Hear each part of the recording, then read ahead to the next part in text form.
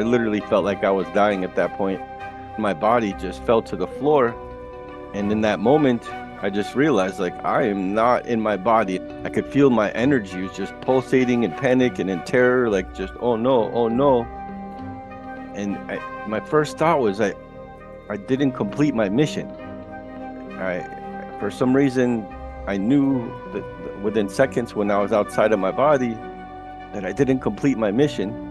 In that moment, while I'm panicking and having this ethereal adrenaline rush, to my right, I was feeling an energy. It was just getting brighter and brighter in my like peripherals, and I kind of like looked over there, and there's an entity within arm's reach. The love, you could feel this radiance of just pure, just kindness, wholeness, togetherness, love, wisdom, time.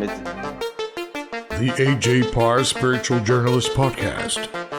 I'm here with Bryan Duszczak. He crossed over and had an amazing experience. How are you, Bryan? Really good. An honor to be here, sir.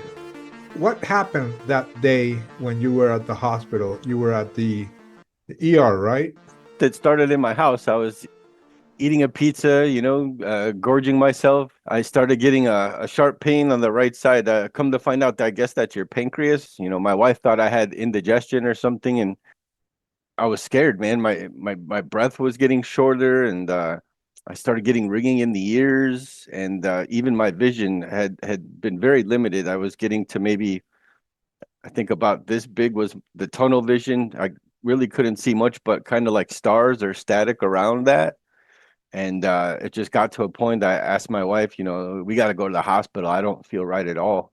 We were fighting at the time, but she reluctantly got in the car, and we went to the hospital, which luckily was, 5-7 minutes away. She dropped me off and peeled away. Like I said, we were fighting at the time, so she wasn't very interested in me. She just left. And, at this point, the ringing in the ears, the tunnel vision had gotten considerably smaller and smaller. And the shortness of breath was even worse. Like I couldn't take maybe less than a half of a breath. That's a very panicky feeling. I call it walking the longest mile, because those 30-40 steps to get from where she dropped me off in through those doors seemed like forever. It took every ounce of my energy just to get through those doors. And, when they finally opened, I took maybe 5 more steps, and I looked, and, they want you to fill out paperwork. And at this point, I mean, I couldn't even pull my wallet out of my pocket, my man. It was bad. I literally felt like I was dying at that point. I looked to my right down the hallway, and luckily I saw a nurse, wearing the blue-green smock, and he's pushing the gurney beds, and he was coming in my direction. So I took those last 2 steps, and I remember putting out my hand, trying to say, "Hey, help me," just I was so weak. And I don't remember what the words that or the sound that came out of my mouth. My thought was help me. But in that moment, I just watched my hand, and then the back of my head, and then my body just fell to the floor. And in that moment, I just realized like I am not in my body, and I felt completely different. There's a kind of a sensation of freedom, but yet a very panicky feeling, obviously, because you're not in your body anymore. As a child, or not a child, a teenager, I kind of experimented with like astral projection. I've done that a few times. In those circumstances, there's normally like from your chest area and then a connection to your body around your belly button. There's usually a cord that connects you. And I looked straight down immediately thinking like, oh, okay, I'm astral. But I looked down and there's no connection. I'm not connected to my body at all. In that moment, I'm just like, oh no, this is what they talk about. Like I'm dead right now. And I could feel my energy was just pulsating in panic and in terror, like just, oh no, oh no. And my first thought was I didn't complete my mission. I, for some reason, I knew that within seconds when I was outside of my body that I didn't complete my mission. And I do remember in that moment as my body fell, there's a sound. I've investigated about NDEs since then, and some people hear like a popping sound when you separate, but mine sounded more like I kind of explain it as a very slow ripping of 2 pieces of Velcro being pulled apart, just And it took only about a second or two, and here I am, and I just was basically freaking out, and just I was really disappointed in myself, like, oh gosh, there was so much to do, then I wasted my time, like I didn't complete my mission yet. At that moment, I didn't completely remember. I still don't completely remember what my mission was or is at the time. I'm here looking and watching people working with my body, and when you're not limited by your normal five senses as a spirit, I want to say abilities, it's just a very different experience. Like I don't have eyes, but yet I can see 360 all the way around me. I remember the first thing that I noticed was the gurney, the bed that they were putting me onto. And I remembered another female nurse or orderly came up to help lift me up on the bed or on the gurney. And I looked at her smock. And as I looked at it, I could feel like the pores, the molecular density of the material itself. Again, I have no ears, but I could hear them saying things like, oh, we need to give them, whatever, 5 cc's of this and that. And, let's get them up there and get them to a room. And, they're saying things on the intercom. I can hear that. But again, I have no ears. I can just feel the vibration of things as if you're hearing it. It's a hard way to explain things like that. But in that moment, while I'm panicking and having this ethereal adrenaline rush, to my right, I was feeling an energy. It was just getting brighter and brighter in my like peripherals, and I kind of like looked over there, and there's an entity like basically within arm's reach, like right here to my right, like looking at me, just kind of like kind of giving me a hey, how you doing?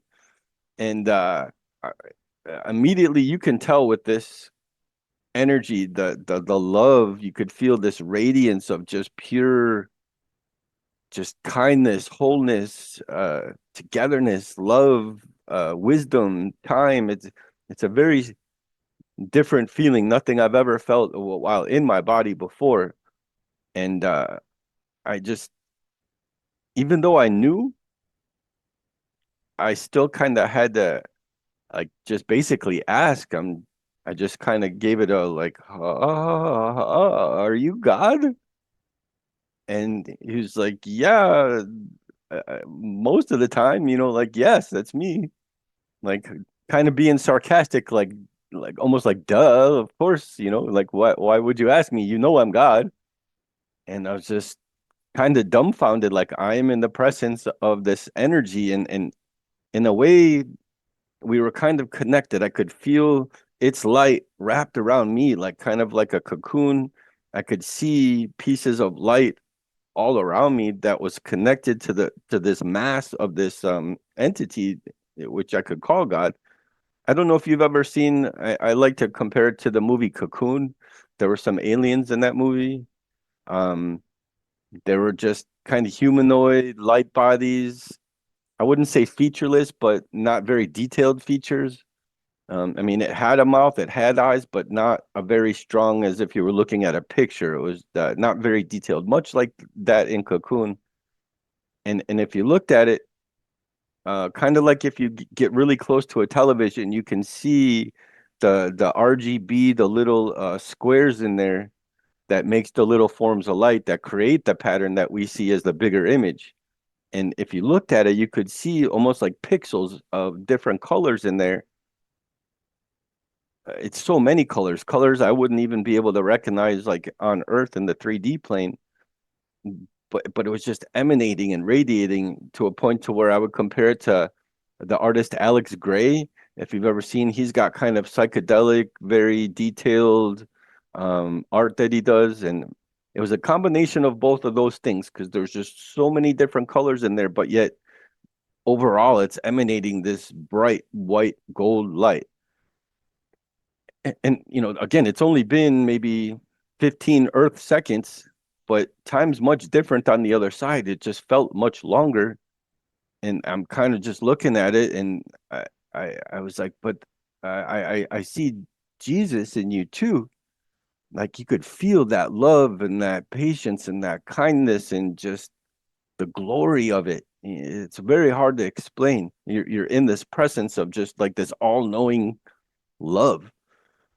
And he was like, yeah, and Jesus too. Like sometimes, which I found was kind of a very odd answer at the time.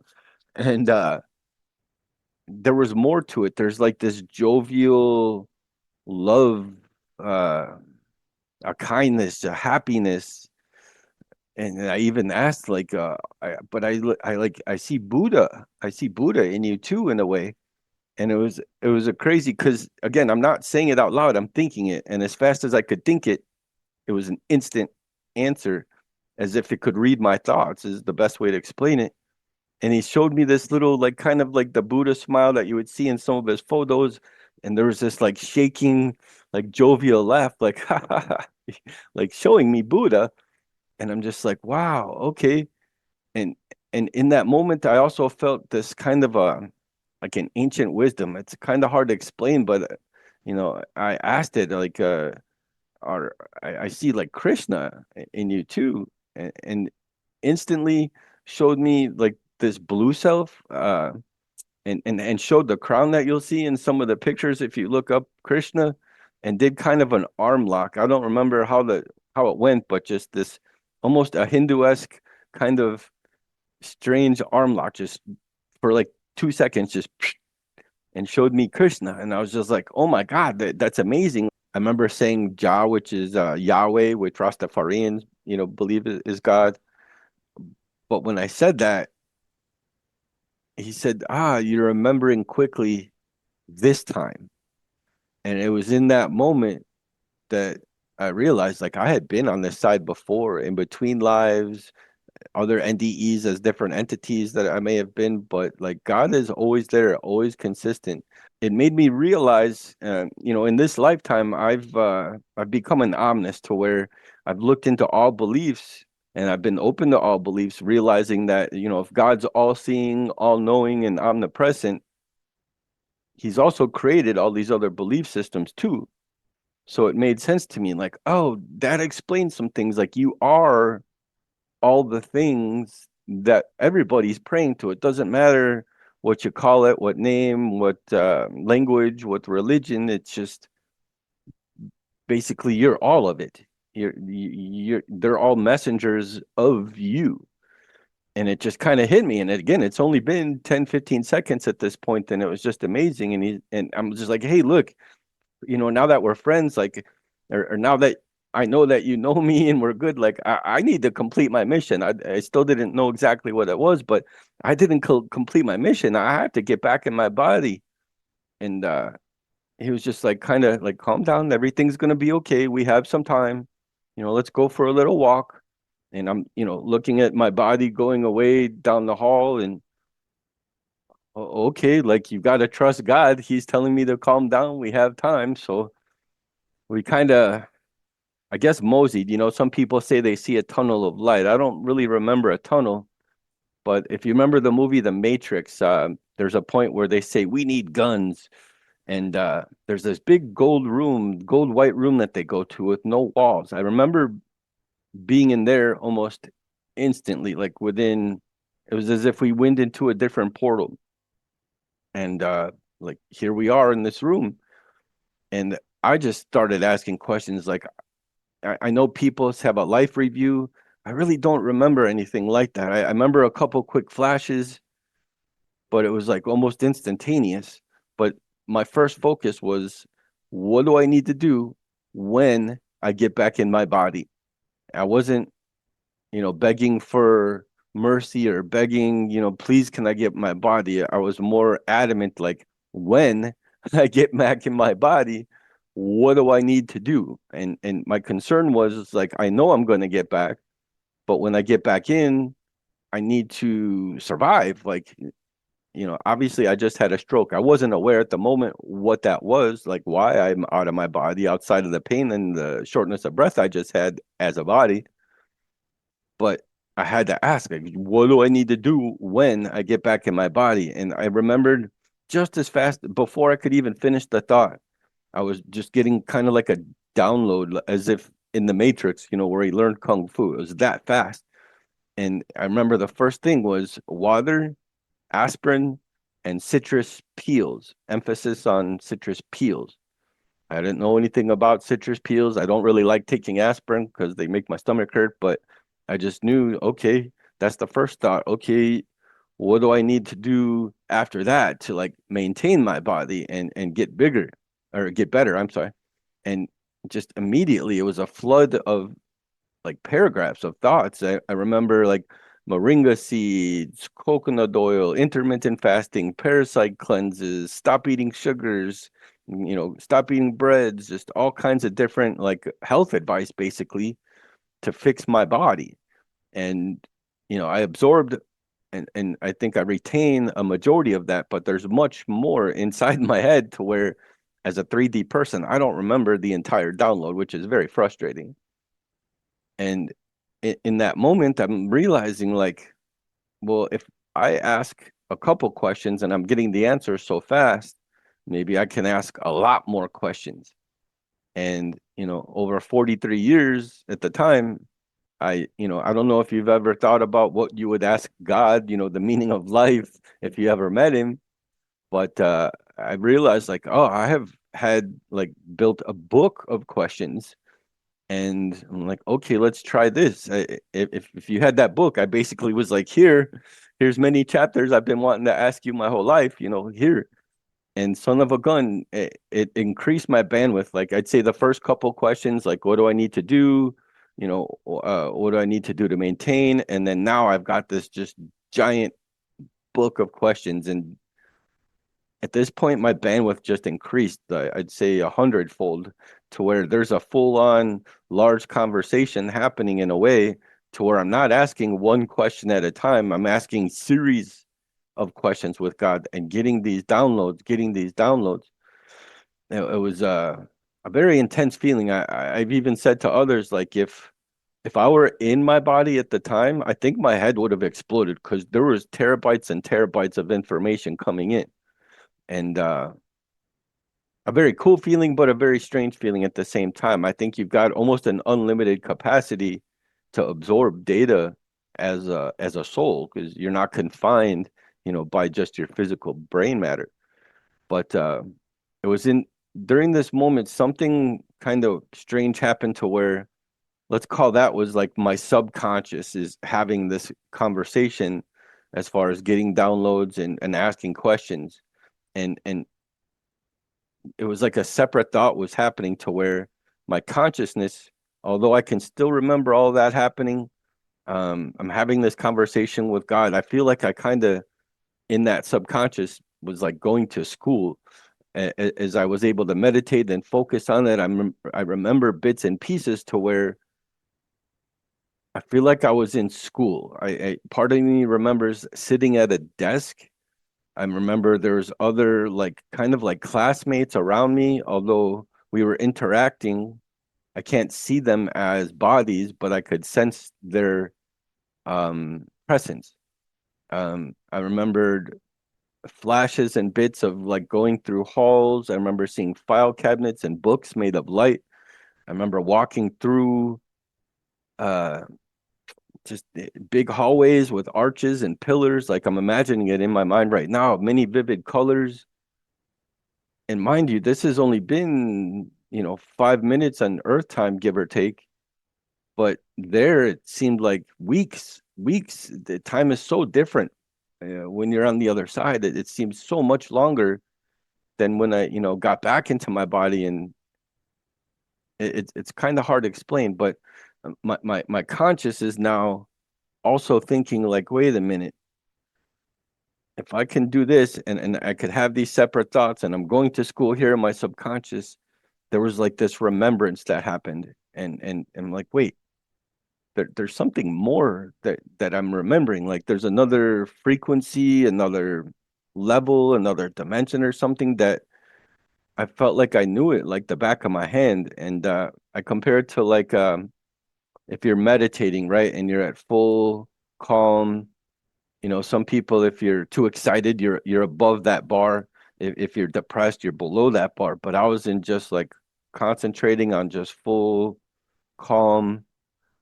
And then I'm like, okay, I remember a sound or a note or a frequency. And if you were to meditate, or even Om would be like the just an even steady. And I went, Om. And I just remembered this note. And son of a gun, my entire soul, my spirit or light body or whatever it was, just went up with this note, this sound, this frequency into a whole nother plane. Um, Even though my subconscious is still studying and learning and asking questions with God, my concentration went to this new place. And as I'm focusing, I could look down and I could see it was down to my left. I'm looking down at Earth, and I'm easily a few miles above it. I can see the entirety of Earth. But when I'm looking at it, it's not like looking with your physical eyes. I could see, um, I hate to compare it to the Matrix again, but if you remember that movie, everything that was inanimate, meaning like not alive in the Matrix, he would see as green code. I didn't see the green code. Everything that was alive after a while, like there was a cat, there was people when he saw through walls, everything that was alive was emanating this gold energy. And I'm looking down at Earth and I could see like trees, the animals, but mainly people. People were the brightest, and I could see all living things that were down on Earth. And it was very like awe-inspiring, I guess would be a term. It was just amazing to kind of look down and see like, wow, like I can see all the life on Earth. And as you focused, you could almost kind of zoom in, which was an interesting perspective I'd never, seen before in my this life. And in that moment, I'm hearing a sound, or it was almost, it started as whispers. And as I focused on it and kind of like leaned in and listened, they were getting louder and louder. And if you focused on just one at a time, I remember the first one that I still hear was, there was a Korean girl. I could tell by her accent, like Oriental, most likely Korean. And she's just like, "Mom, mom, mommy, I was swimming in the pond, I think it was, and my foot, it got stuck in the mud, and I couldn't get out. Like it's cold and it's dark down here." And in that moment, I could kind of actually smell swamp water. I could feel the clamminess of like being in a swamp. It's kind of hard to explain, but I'm realizing in this moment that this girl had just recently passed away. And there was another one I remember, like a Scottish guy. I'm still trying to remember. I could, it was either like, it was an old name. I want to say Laura or Margie or Margaret, something like this. And I remember the Scottish accent, but it was like, Margaret, Margaret. I remember we were driving, and we were turning, and I saw the truck lights around the corner, and then and in that moment, this older gentleman, might have been 70, 80-ish, just realized that he got in a car accident and he's passed away, and he's looking for his wife. And I could feel like this, the surprise, the disappointment, the yearning for his wife. I could feel almost the relationship that they had, like how much he loved her.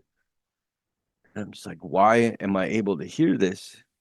And I focused on another one, and there was a young gentleman, maybe 17 or 18-ish, didn't have an accent that I recognized, so I assumed he might have been like Midwest Canadian or Midwest United States, but he was just saying to himself, like, man, I probably shouldn't have swallowed all those pills, but I couldn't take the pain anymore. I've been so sad and so depressed, I just couldn't take it. My mom's gonna be so mad at me. And I could feel like just his anguish and his depression, but like yet a little regret in there. And this, all three of them had just passed away, and I'm like, how do I know this? How can I hear them? I couldn't seem to interact with them, but yet those were just a handful of the many, many voices, the many, many whispers that I'm able to view or see and hear all over the earth of people that are kind of like in this in between that had just recently passed away. But there was such a familiarity about it to where like I kind of felt like I had been here for sure before with this ability to hear these people in the in between. And as this as this concept is kind of coming into me, I'm realizing like, yeah, I've definitely been here before. I know this place. Uh, I would compare it to like maybe if you took a leave of absence from work, and then you come back, you sit down at your desk, and you kind of have that familiarity. People are like, hey, like welcome back. It was just a very familiar feeling. Like I've been here so many times. I know this place. It's like your office at your desk. It was that familiar. And I'm kind of looking around, and I looked up, and up to my right, easily maybe 200 yards in this direction, there are a couple entities, much like the shape and the look and the light body of what I assume was God earlier. And I could see them. They're interacting with these people that are in the in between. They had this very calm, very cordial, very graceful way about them, and they're trying to calm these people and explain to them, hey, you've just passed away. And I think their job was to kind of help souls with their next mission, and like let them pick what they're going to do next. And in that moment, I'm kind of realizing like they look very busy. There's many people in the in between here, but there's only a few of them, and they're shorthanded. It felt like they needed more help. And kind of in that moment, I'm realizing like, whoa, how did I get here? How do I know this? Well, like, why am I up here at this moment? I felt like maybe I wasn't even supposed to be there at this time.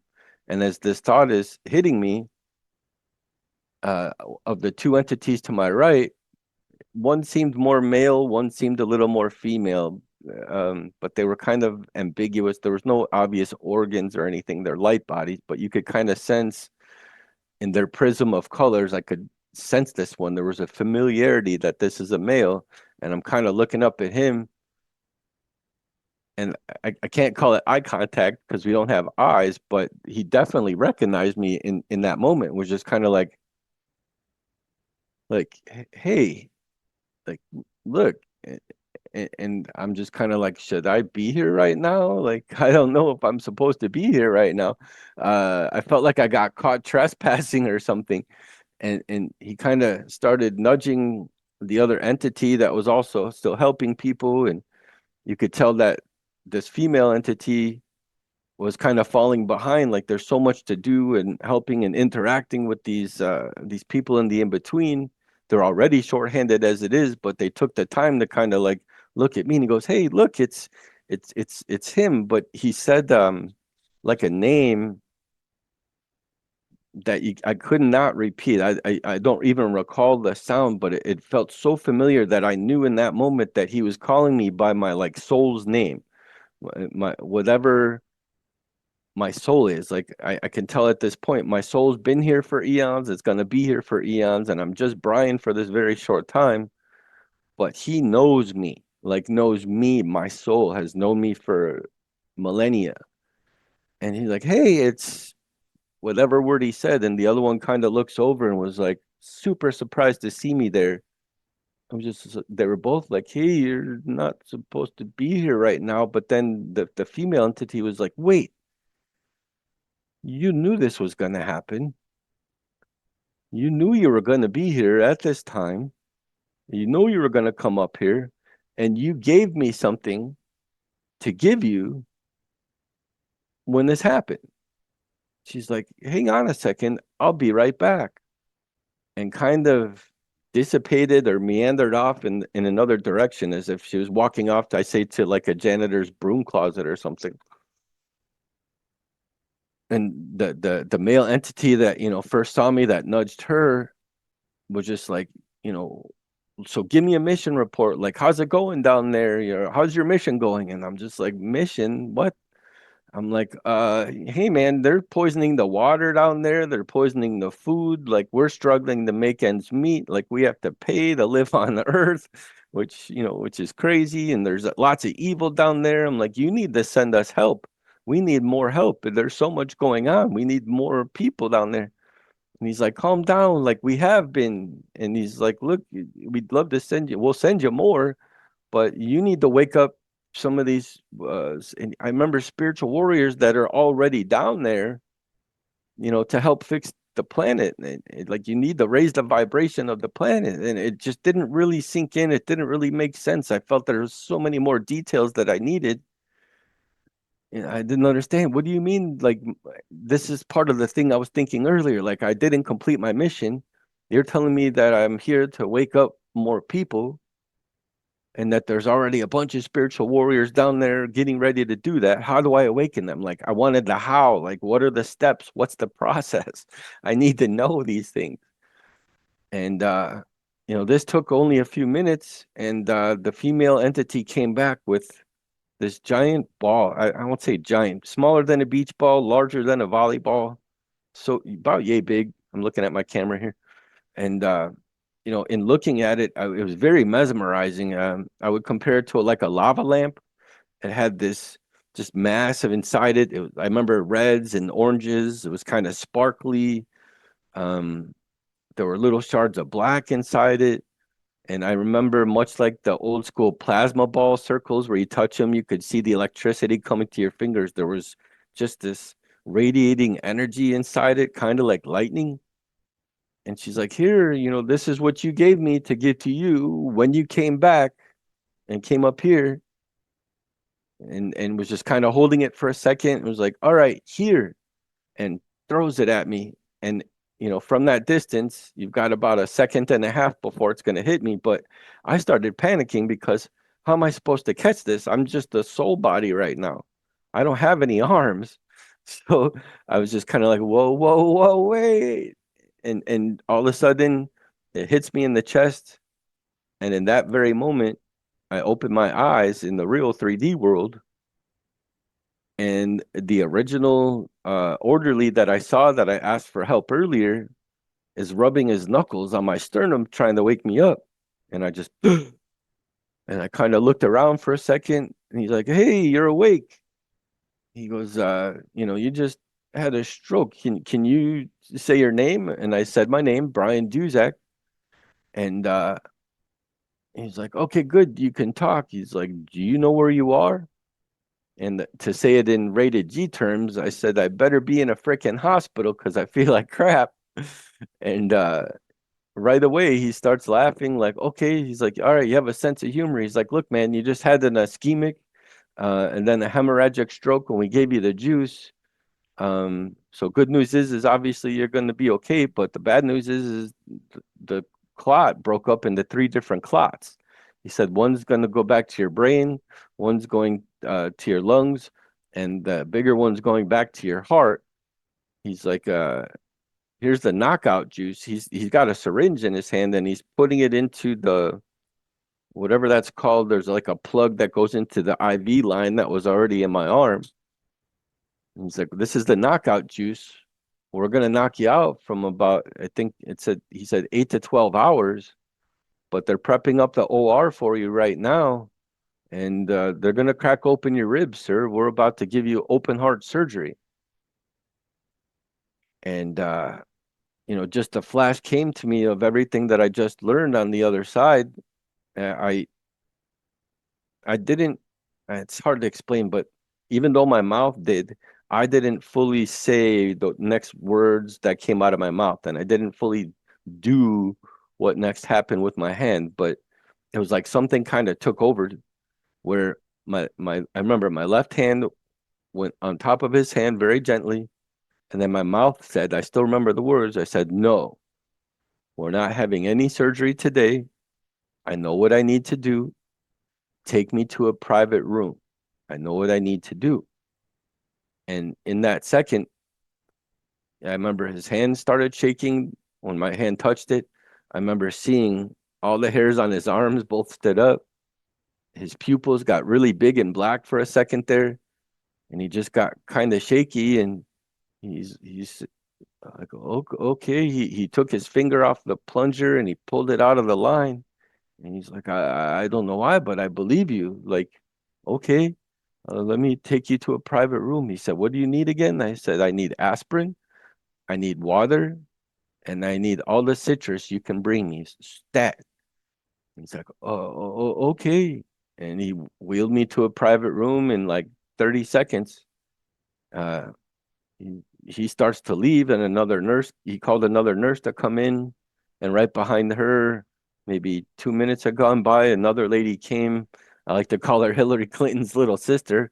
She was very business, had the, suit pants on, and she's got paperwork. And she's like, against, our advisory, are you saying that you're denying surgery? And I'm like, yes, absolutely. Started signing the responsibility release paperwork, I guess it's called. And, signed off just in case I were to die. They're not responsible. My family can't sue them, I guess. I didn't really read much of it, but I assume that's what it was. And then right behind her, the OR doctor comes in, and he's got, gloves on, and he's recently obviously been sanitized. He's doing this. He won't touch anything the entire time. And he's like, yeah, I'm Dr. Such and such, like, we're prepping the OR for you, sir. We already should have cut you open already. You're about to have a heart attack. That clot's going back to your heart. Most people don't make it from this. Like, you need to come and have this surgery. I'm advising you, it could be a life or death kind of thing here. I'm like, no, I know what I need to do. I don't, I'm denying surgery against all recommendations. And luckily that nurse came in. He had a cart. He had 2 pitchers of water, 2 packs of aspirin with 2 pills in each, and a big bowl. I remember grapefruits, limes, lemons, a couple oranges even. And he's just like, here, this is what you asked for, sir. Um, I immediately opened up the aspirin, and I was breaking it up with the pitcher because they didn't give me anything to do that with. So I'm smashing the pitcher on this little table that they put over you while you're laying in a bed.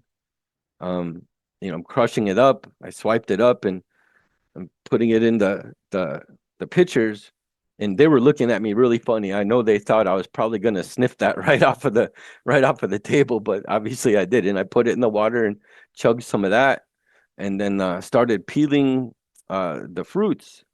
I had no interest in the actual fruit itself. I just knew I had to eat the peels. I say, like, I had a very strong desire. I was craving them in such a way that I just couldn't get enough. I just started putting them in my mouth and chomping on them and washing it down with aspirin water, and I'm grinding it up in my mouth and sucking it down. And I can hear, I still had the sensors on me, so I remember my heartbeat was kind of getting irregular, and they start kind of panicking. And I remember the defibrillators. They said something about the defib. They're gonna start up this machine. I guess the shockers.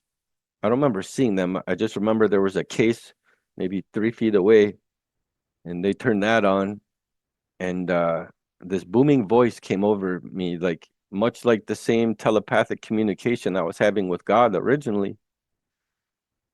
And it was start coughing, or it was a cough hard, cough now, and don't stop coughing. And it's the same voice as God, so I'm not gonna question it. Like, let's go. And maybe got like 4 or 5 coughs out. My mouth got a little dry. I took another sip of the aspirin water. I've still got peels in my mouth, so I'm trying to wash that down, but I don't want to choke on it. But I kept coughing and coughing, and then all of a sudden I felt this, just, I compare it to like a jellyfish being in my body, because there's like this top, like hard, not hard, but thicker part that popped into my heart. It literally, I felt that, and then like a squish, like a trail was behind it of some sort of gelatinous ooze of a clot. I've never seen a clot before, so I don't know, but that's what it felt like, a pop and then a squish. My heart starts going irregular, and I remembered for a minute there, it didn't make any noise, just the ee. And I'm coughing and I'm coughing and I'm coughing. And I think I got maybe 7 to 10 coughs out, and then I felt the clot again, but it was different. First I felt the squish, and then I felt the pop.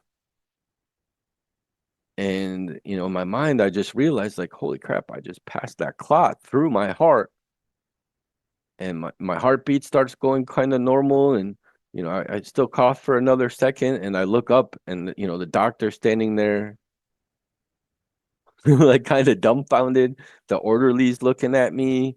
There's still a couple nurses in the room, and they're all just kind of staring at me. And the doctor asked, like, how did you know, like, how to do that? And I'm like, I can't really explain it, but I was out of my body, and I just took a walk with God, and he told me what I needed to do when I got back in my body. So that's why I did it. And the orderly's looking at me like, holy crap, like, I've never seen that before. Like, that was the first for him. And I mean, that was pretty much the end of it. I do remember they kept me in there for a couple days. I actually only ate a little bit of fruit while I was in there. I didn't take any of the meals they were giving me. My body was remembering, fast, intermittent fast, like push this stuff through my system. Um, they let me out, 3 days later, but I remember maybe three more times while I was there, I felt another kind of weird feeling in my heart, as if the clot had recirculated through my body, but it was much smaller now. So I could feel it, like a little bit of the jellyfish feeling, and then it leaving my heart, another jellyfish feeling, but it was much smaller. It was getting gradually smaller as it passed through my system. Um, 3 days later, I signed the release to let go, and they let me go home. Um, I started trying to focus on the downloads of what I was getting, the information. I did parasite cleanses. Literally, I ordered them when I got out of the hospital. Those came a couple days later, so I started doing that. I bought this clay to do a clay cleanse, to pass everything else that was in my system out of my system. I've cut carbs by like 90%. I barely ever touched dairy. I just took advice, all the advice that I was absorbing, and I try to remember more and more. I meditate on it, and I remembered them saying like moringa seeds, sea moss, just a variety of different things to help cleanse and remineralize my body. They did say I definitely had a stroke. Um, and again, the time that elapsed from me falling on the ground and then me waking up with them on my sternum, about 9 to 10 minutes had gone by. Okay, when you saw this figure that you identified with God, and when he showed you he was Jesus, Buddha, Krishna, how did that change your concept of divinity? I realized that if God is all seeing, all knowing, omnipresent, right? And he runs the entire universe. I'm realizing that all these beliefs are just other messengers of God that he put here. And I've been an omnist for many, many years now, but it kind of reinforced why I'm an omnist, to where I don't prescribe to just one belief system. I really have seen that all these beliefs are combinations or correlations of God's information. Like, I don't prescribe to just one belief. I look at all the finer points. I keep an open mind, and I can see a lot of where different beliefs have um, so many similarities between them. So I would say I've become an omnist even more so. I actually started my own little website called Omnistries .com, which I'm trying to get moving. Um, that's also the name of my YouTube page, is Omnistries. But it's definitely made me more of an omnist, to where now I see it a little bit more. It's all different versions of God's message. At least most of it, outside of like Luciferianism or Satanism, everything else I really see is other messages, of God. Did you ever remember what that mission was? You said, I did not complete my mission. What would you say was your mission? You know, I remember towards the end when I saw those other two entities, and he said, you're here to wake up other spiritual warriors. We're here to raise the vibration of the planet. Not 100% sure how to do that, but since this event, I've been hypnotized. I've met with shamans. I've talked to psychics, trying to find out like a way to where I understand that more. I just feel like I need more details, but I keep getting reassurance from other people that you are doing it. You're doing your mission. Through me trying to embody the entity himself that I met, like God's kindness and lovingness. That what I saw in Jesus was the love, the jovialness and the lightheartedness and that I saw through the Buddha, the wisdom and the ancient teachings of how Krishna I felt off of those entities. I'm trying to embody that here now that I'm back. I wasn't always the greatest guy. I wasn't a bad guy, but I wasn't the greatest guy. And now that I'm here and know this knowledge and at least have these downloads inside me, which I'm trying to release and remember, I just know that I'm here trying to be love, trying to be the jovialness, trying to be wise, trying to be a teacher and help other people. And I've had many experiences since then. Like I was doing Lyft and Uber through 2000 and on and off, even up to this day, to where I've had so many cool interactions with people where I'm trying to embody that. And I can see that, I'm having an effect on people, but I just still part of me feels like I need to do it like at a much larger scale. It's one thing to help out two, three people a day, which is good, but I want to help masses. I want to help many more people as far as, helping them relieve the stress and the negativity and the dramas and the traumas. I've experienced things like this too and gotten past them. So I want to give that ability to other people to help raise the vibration of the planet. I've got so many stories that I've been through since my stroke that is showing that I'm kind of doing it, but I still feel like I'm behind, like I need to do more, and I'm just trying to figure out how to do that. You seem to have been in an in-between plane where souls go when they just die and maybe help them realize or they help those people realize that they have died, etc. Or what do you think happened in that or happens in that in-between uh, realm? I've meditated on this so many times, my friend. I'm trying to kind of still figure that out. I just know the impression that I was left with was one is when I remembered while I'm getting downloads from God and asking the book of questions, again, my consciousness remembered this place. And it was again such a familiar feeling, like I know I've been there for a long, long time. I had been in the past. And it was just so familiar. Like I said, I compared it to my office, my workspace, where I've helped these people. And I realize now that's why I could hear them. It just, it wasn't my time in that moment during the stroke to interact with them, although there was such a familiarity. And then when I spoke with those other two entities, how they knew me, it really felt like just going back into my office for the first time after like a leave of absence, and everybody's like, "Hey, buddy, how you doing?" Because they knew me, and there was a familiarity, but I still didn't fully understand it in the moment. Although it seemed very short, I didn't get the full experience of understanding it. But after meditating on it and realizing like how short-handed they were, in my belief currently, I think that there at one point was many of these entities, these helpers that are helping souls in the in-between. And I believe that there still are, just maybe on a different scale, in a different plane or dimension that do that.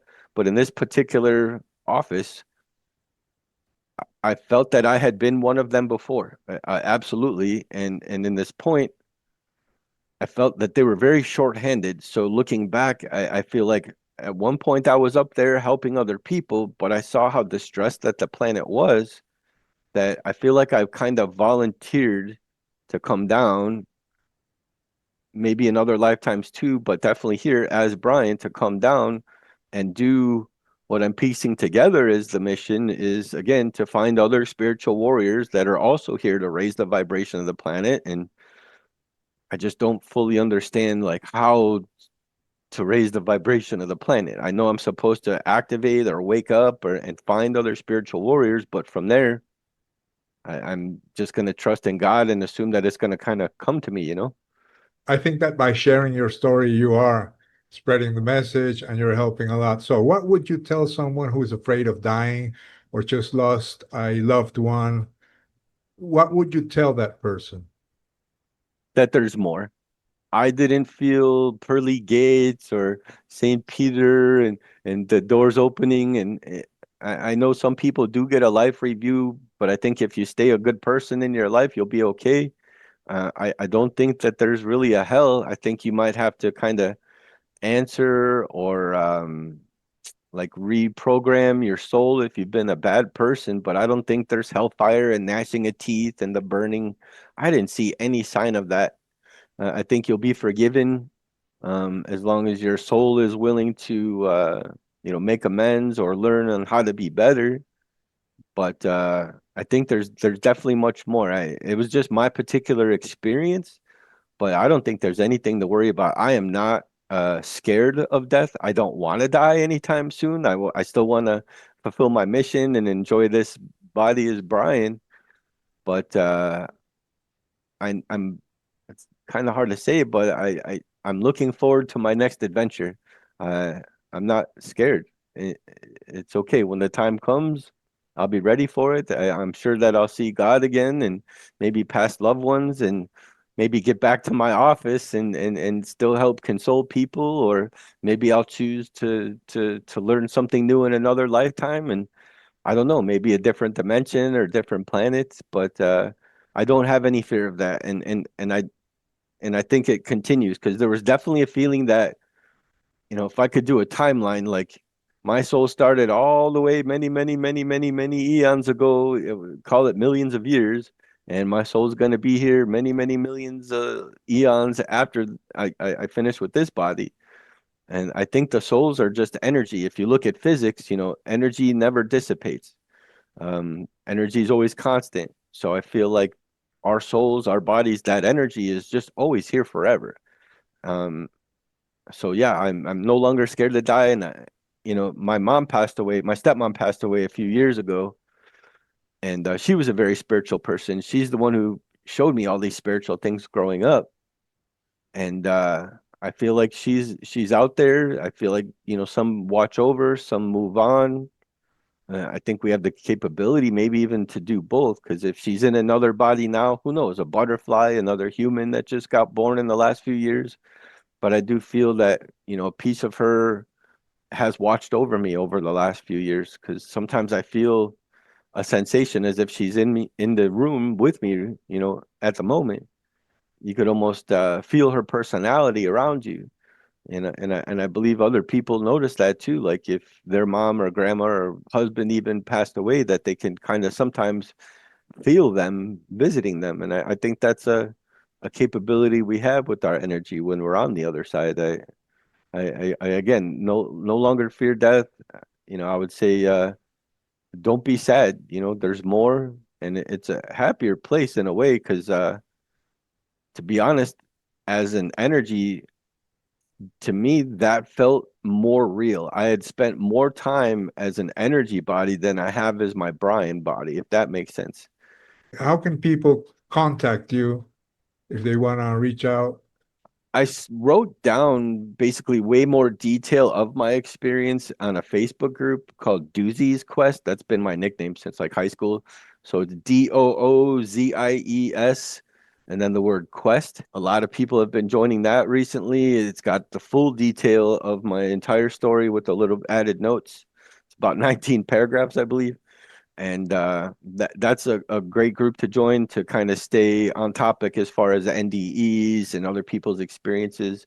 My new YouTube channel that I've created is called Omnistries. So OMNISTRIES is the new YouTube page that I created, where with some motivation, you guys are trying to get me to tell my story. And like I said, I want to contact other spiritual warriors and get here to help raise the vibration. So I'm working on starting my own podcast as an experiencer. I want to talk to other experiencers of NDEs. As a spiritual person, I want to talk to other beliefs, and interact with other people and kind of find other spiritual warriors in that avenue. I'm sure there'll be a little conspiracy stuff. I try to avoid harsh politics and considering the environment in this day and age, but I just really want to talk to other good people that kind of feel my energy and that maybe are pulled to what I've said in my experience, and communicate with them, and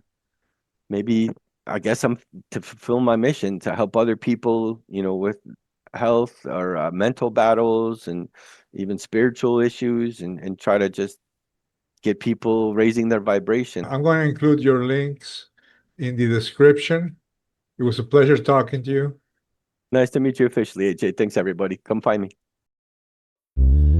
This has been the AJ Parr Spiritual Journalist Podcast. Please like, share, and subscribe.